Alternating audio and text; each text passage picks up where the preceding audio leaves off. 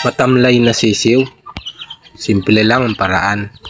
May dalawang klase tayong pwedeng magamit para maging healthy ang ating mga alaga. Ito ay Primoxil at Ambroxetil. Ang aking napiling paghaluan ay 1.5 liter na bottle para mabilis umepekto at hindi lasaw yung pagkakatimpla. Kailangan lamang haluin ng mabuti para maayos ang epekto sa ating mga alaga. Karamihan ang tawag dito bacterial flushing dahil nga ito ay antibacterial. Ang kagandahan ng epekto nito ay para sa iba't ibang sakit na pwedeng dumapo sa ating mga alaga. Madaling mapupuksa at healthy palagi ang pangangatawan. Dahil sa pabago-bagong panahon, kailangan nating maagapan para hindi na makahawa. Yan ang kahalagahan ng namomonitor natin ang ating mga alaga. Para pag kailangan ng gamutan, hindi na tayo mahihirapan.